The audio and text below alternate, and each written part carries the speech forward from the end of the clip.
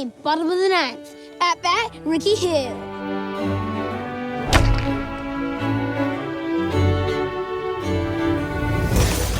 Oh my gosh! What did you do? Let's go!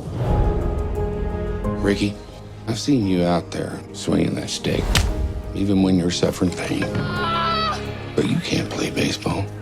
You're gonna get ridiculed, and you're gonna wind up with an injury that you'll never get over.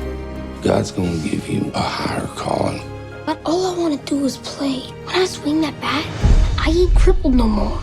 And gone, senior Rickey Hill. He did 4 homers in one game. Son, you might be better, but you are not healed. Your bones are rapidly depleting. It'll be a miracle if you ever walk again. You seen this? Major league tryouts. You're gonna paralyze him. I don't need you filling him full of false hope. He's my son. Rickey, baseball had to end eventually. Time to figure out what you're gonna do with the rest of your life. First time you ever talked to me like a man is to tell me to forget the only thing I ever loved. What has gotten into you? He's special. They said he will never walk, and he ran. How many miracles do you need? You're planning to join the elite. I'm one of the best hitters you're ever going to see. A bad leg could cost the team wins and money. It's all stacked against me. If you don't try, you're gonna die inside. I want my dreamer back. All your hopes, I cannot do this alone. dreams, It's your time, Rickey! determination, and sacrifices have come down to this.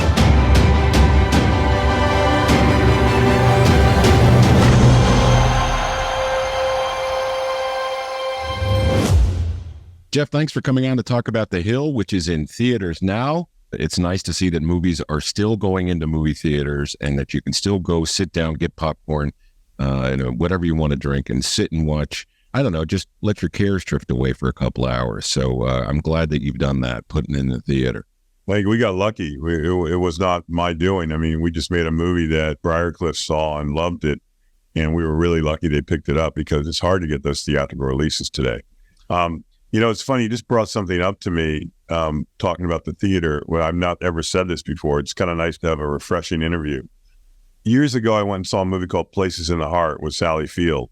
Yes. And I sat in the theater and I just disappeared to a point that I had to look around and at one point and realize, wait a minute, I'm in a movie theater. I got so lost in the story. I don't know why that particular movie did that to me. I mean, it's not one of my favorite movies, but it's a beautiful film, but it just got me. And that's what happens to me on The Hill still today. Like, if I'm in the theater, I'm sitting there watching it and I just disappear and I get very involved in the characters as if I didn't even make the film. It's weird. So it's touching people in a way I never expected in that way. You know, people are saying they get lost in the story and they really just get involved in it.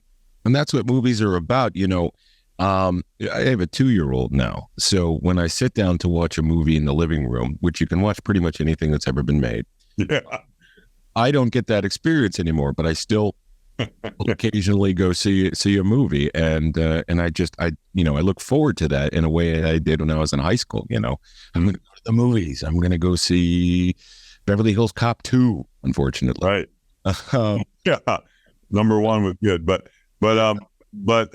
it's like when I tell people when I'm screening the movie, I always say, you paid money to see this film.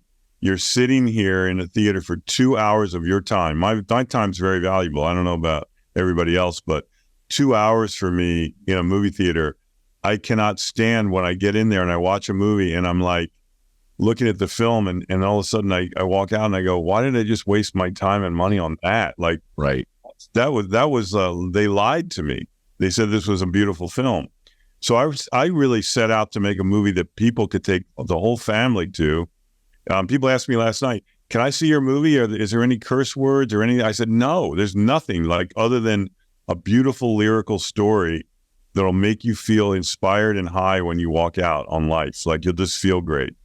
And for 2 hours of your time, like that's what the goal was, just to have people, spend that time in a good way, in a quality way, And I think that's kind of, it's good in a way that there's films still going on that you can bring your family to. But isn't it sort of odd now that you have to ask that question? And I related to, I did an interview with a comedian a couple months ago, and I knew who he was, but never really watched his stand-up. I watched his entire stand-up, and not until the very end did I realize he was a clean comic. I just loved it that much. And I think when it comes to films, it could be the same way. You just go in, you watch the movie, and you walk out with a good feeling. And, you're not looking for, well, what's this going to be and what's that going to be? I do understand if you're taking your family, you want to make sure that. Yeah. But it's, what I'm all about purity now. I didn't used to be. I mean, I used to like action films and violent films when I was younger. Yeah. American Ninja too. Yeah, there you go. But I just got tired of, I get tired of it now. I'm tired of it. I wanted to make a movie that brought us back to the old days and the nostalgia. That's why I really was careful about making the 60s and 70s kind of bring you back to that time, where you could smell it. I smell the furniture, like it smelled like your grandmother's furniture. That was something I really set out to do. And you were allowed to sit on your grandma's couch? I wasn't allowed. There was a one in the one room you could play on, the other one in the living room. There was no living going on it. Just look. No, I was allowed because it was covered in plastic. Ah, that's right. I remember that. Yeah, with the doilies on the arms. But it's funny. I think this movie is coming out exactly everything that happened on this movie, including the actors' strike, has been a godsend to us, because we've got to do much more press because the actors aren't available. So they're meeting me, and I can talk a lot. So the actors probably get tired and don't want to do press as much. And secondly, Sound of Freedom was a movie that nobody expected to do what it did. And our trailer has been running in front of that movie for 8 weeks now, or whatever, how long it's been out. And then the last thing is, the world is in such a crazy place right now. We're all dying to go somewhere to feel good. That's why people go on vacation. Well, my movie's like a little vacation for people, I feel. For 2 hours, they come out, and I had a screening last night here in Atlanta, and people came out and they were just glowing from ear to ear. And they were like, oh my God, what a beautiful film. I feel so good right now. And it's happening. I just can't believe it. What a great experience for you and for them. Yeah. Well, 17 years it took me to get it made, and actually 20 if you count today. Right. Well, why? Today is the anniversary of when? No, today's like it finally came out. It's coming out. So when we shot it, it was like almost 18 years. Wow. Well, so I'm not one that believes everything is a coincidence. And I've read a little bit about how the backstory and how it came to be. But how do you think Rickey's story fell to you to get told? It definitely did not happen randomly. The fact that my brother was in a lobby of a hotel on a business meeting, sitting directly next to Rickey Hill himself, talking on the phone about trying to find a director. And then my brother is very bold. He just handed Rickey the phone and said, meet my brother. He's your new director. And Rickey was like stunned, and like, my brother's very, he's just aggressive, Yeah, that's great though. And he loves me and he really believes in me. So he pushed the phone to him. And then when they read that script, I've read 1 million scripts, Tim, and this one, I could not get out of my soul. It just got in my heart, and I was obsessed with getting it made. And, along the wayside, a lot of people were telling me, just give it up, move on. You gotta have another direction in your life. And I said, well, I have a job. I'm teaching acting to kids. I love it, but I'm going to get this movie made. And if I do something else before it, I'll take it if I like it. I did a little boxing movie called Glass Jaw before this. And then I just finished a movie in England. But this movie to me was something way above anything I ever have done in my life. It's a pinnacle for me. And let's talk about the title. Let's talk about the title of the film. Obviously, it's his last name, but to me, I think it has a greater meaning, and not just one thing. Like, can you kind of give me an idea what The Hill means as a title? Yes. So The Hill meant many things to me. The Hill is something I came up with, actually. Originally had different names. I feel like he climbed a hill. I feel like his name's Hill. Right. But he told me a story the other day that I never knew when I named it, and it blew my mind. He said to a journalist, he said, do you know what happened to me? Well, in that movie, he says, I walk up to Red Murph. And that didn't happen in real life. I climbed a 10-foot wall at the stadium, and I climbed over it, and I walked up to Red Murph he was on the pitcher's mound. And I was crying my eyes out, Jeff. I mean, I was going to have that tryout if it killed me. And I walked up to him, and he looked like about 7 feet tall. He was already 6'4" or some 5. And here he is standing on the mound, and I'm a 17-year-old kid. And I walk up, and I say, Mr. Murph, I'm the best hitter you're ever going to see, and they're never going to give me a chance just because of my leg. And Red Murph looked at him and said, do you know where you're standing, son? Very intimidating. Yeah.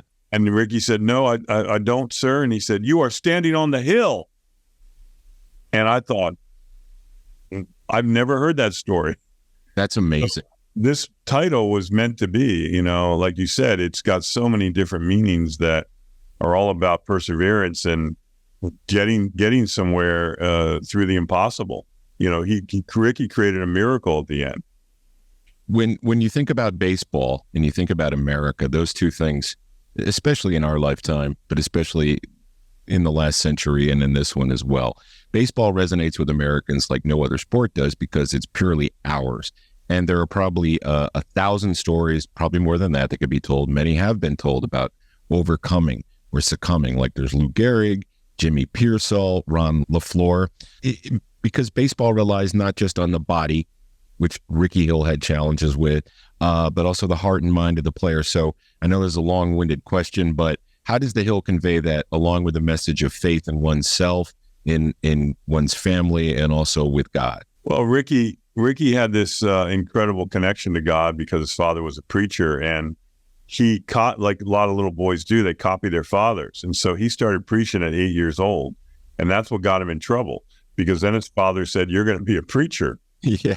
And so Rickey had the ability, and still does today, to recite the Bible back to front. But his dream was to play baseball because he hit 2,000 rocks a day. He was so bored. And he just had this will and drive. What happened to him, I think, is my feeling, is that he hit so many rocks that he got so addicted to it that he had to play baseball. It was like he was driven to do it.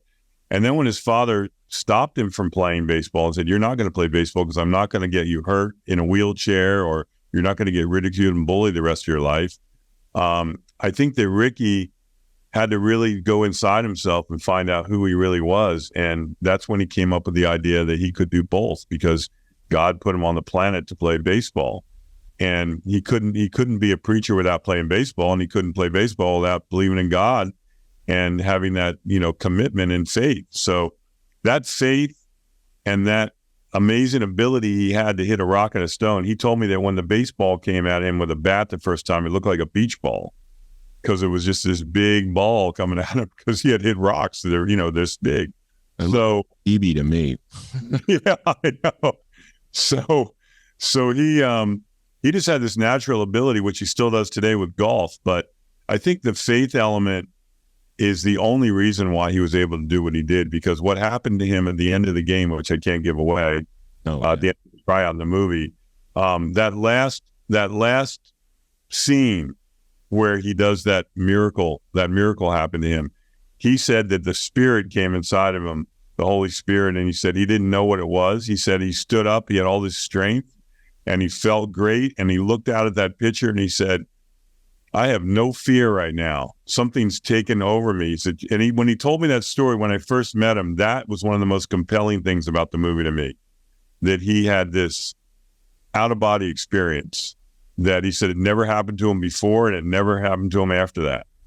It was one of those things that was just magic, Well, we live in a cynical world, and we live in a world nowadays where things are dismissed. So it is nice to see that a story like that can be told and that it finds an audience, and it's still resonating with people in the country, and that makes me happy to hear about. And I hope the audience goes and sees the movie, which is out in theaters right now.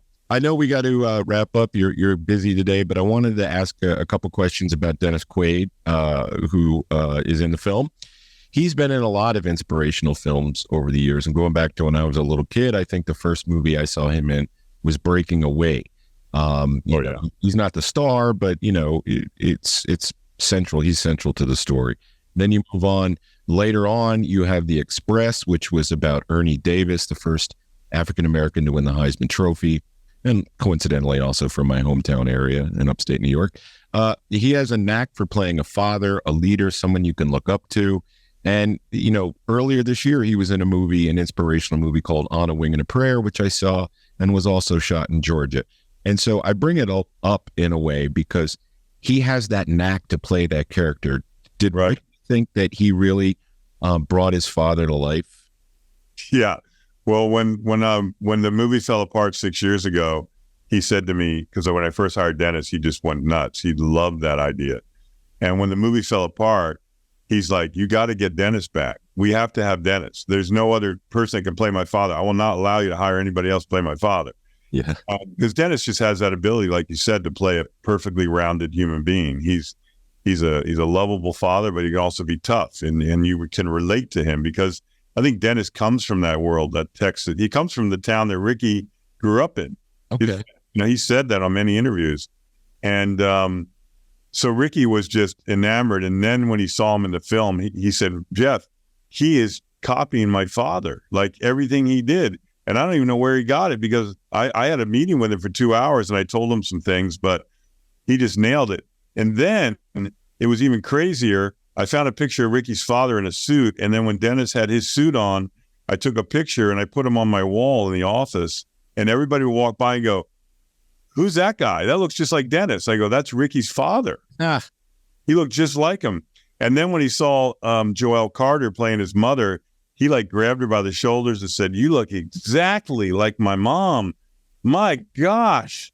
And you playing my mom. I can't believe it. And I was she looked a little bit like she was scared. Yeah. Okay, I hope I can deliver this. Don't put any pressure on me. It was like her first day on set too. Well, she's a great actress. I liked her very much. Justified. That's where I first saw her. She should be a superstar. She is one of the most underrated, not underrated, but she's just not known to everybody. And I was like you said, I was a fan from Justified. Ava Crowder. I mean, I just loved her in it. Yeah. Oh, what a great show that was. It's back now. Rounding out the cast, you have Jesse Berry as young Rickey, Colin Ford as the older Rickey, and also Randy Houser, country singer, right? And Bonnie Bedelia and Scott Glenn, who are both legends in Hollywood as well. So this is an amazing cast. It's filled with talented people. I think the audience out there who are listening to my show would absolutely love this movie, and I want them to go see it. Thank you, Tim. That means a lot. Before we go, one last question. It seems these days when a movie comes out, it's immediately put in a box or a category, and then people will sometimes go online and fight about it because they don't really understand the essence of the film. They just have an idea of what it's about. The Hill, to me, is beyond that. There's faith, there's baseball, there's family. Now, how do you go after an audience, and what do you want them to take away when they walk out of that film? Well, to me, I made a movie just for families. I made a movie about a little boy trying to find the love of his father and bring a family together. And that's really what the movie's about. There's hardly any baseball in the film. I didn't want a sports movie. I also didn't want a faith movie because there's a lot of people that don't go to church that don't have faith. And I wanted to make a movie that hopefully would just make them feel good and maybe change their lives. And some people that will see it will say it's a faith film, but I can't get away from the fact that his father was a preacher and gave Rickey certain things to do and say in his life. I can't avoid that. I did try to minimalize it for the regular audience. I think I did a pretty good job because I think people are telling me that what they're getting out of it is that it combined those three things you just said: family, faith, and sports. And what I want people to take away is only one thing. I want them to be inspired when they walk out and feel different and maybe hopeful in their lives. And at a minimum, that's what I wanted. And I think that's happening. But on a higher level, people's lives are being changed after the movie. And, I don't understand it. I watch the movie and I love it, but I don't understand how people come up to me in tears and say it changed their life. I've never experienced anything like that. That was a shocker.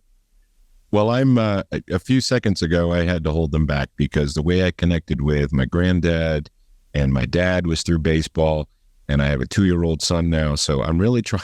Isn't this amazing? I'm trying not to, so I will not. And I'll wait till the interview's done. But I love that movies like this are coming out, and I look forward to my son being old enough so I can watch it with him.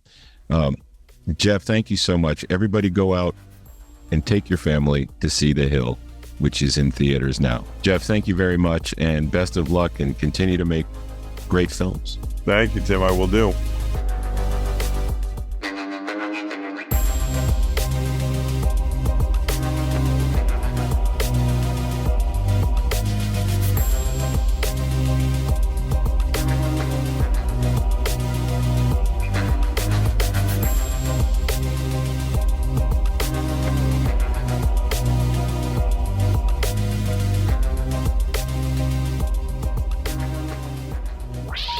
Please hang up and try again.